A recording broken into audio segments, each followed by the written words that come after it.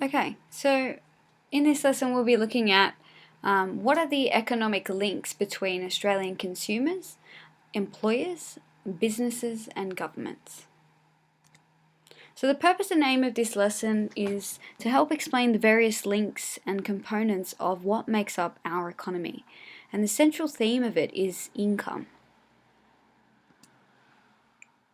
So some of the sectors that you might see in some of the models that will be mentioned, I'm just going to explain them now.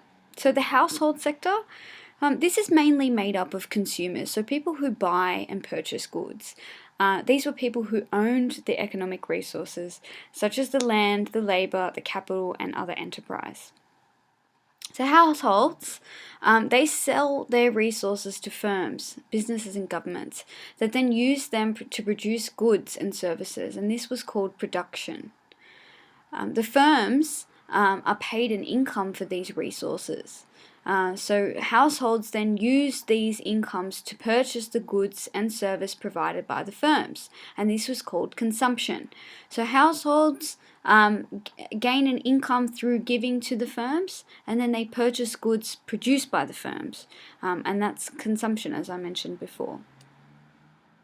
So this is a model that will show you what a two-sector economy looks like.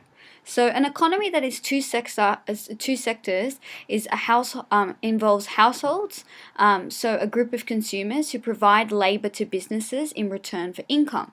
In addition, households buy products, goods and services from the businesses. So as you can see here, you have the household, and they gain the income from the businesses. So the businesses give the households income.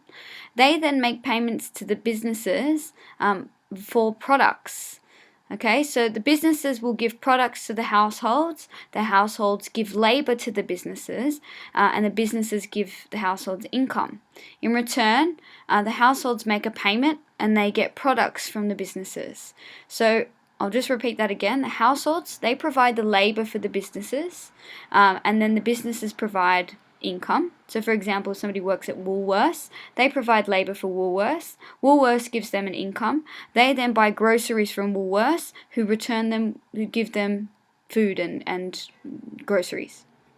Okay, so that's a two-sector economy. This is a three-sector economy.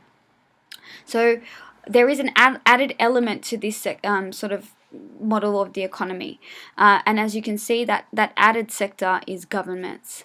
So households and businesses pay taxes in returns for goods and services that businesses can't really supply or are unwilling to provide, such as health, education and roads. So the government also tries to manage the economy by trying to control inflation. So the economy grows when the actions of businesses, households and government lead to a rise in the amount of goods and services available per person. So if we have a look at this model, so you can see here you have the households. Okay, now this section here of the model is very similar to the two-sector.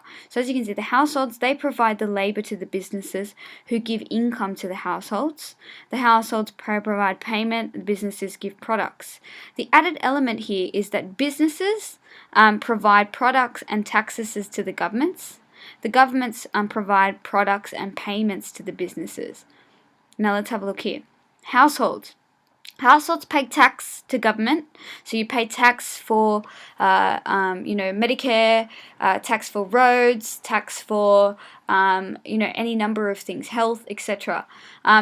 Then the governments provide households with some form of income. So it might be welfare, it might be support, it might be incentives. Okay, households then can also provide labor to governments in the form of a government job, and the government can also provide products to the household, such as health products or education, all those things that normal businesses don't really provide. The governments need to provide those.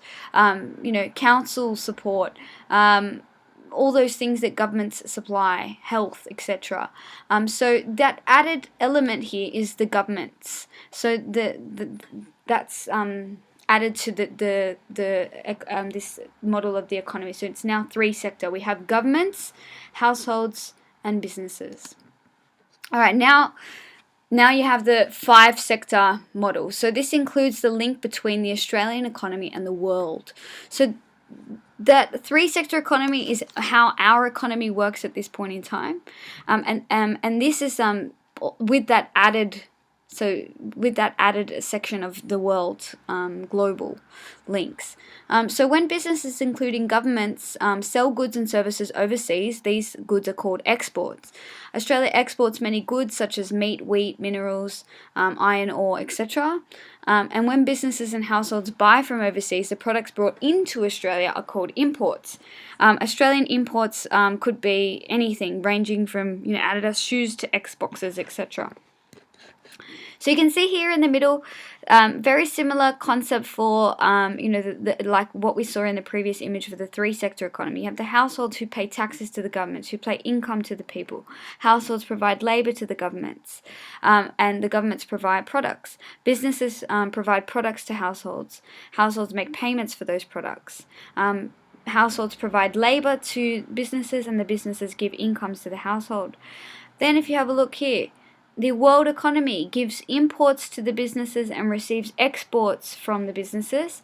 The governments give exports to the world economy and receive imports from the government. And similar, exactly the same, except you've just got those exports and imports coming in from both governments and businesses. Households don't necessarily provide exports and imports. They are the consumers. They are they're not the government or the businesses. They belong in the consumer category of the everyday people. So it's the governments that will supply those exports and receive those imports, and the businesses as well. Alright, so I want you to picture our economy as a fish tank.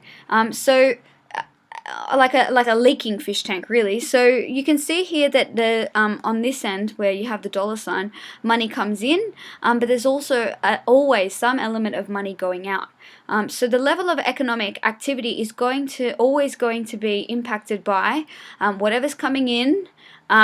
Needs to be more than what is coming out, because if there is more going out than there is coming in, the level of economic activity drops and the fish dies.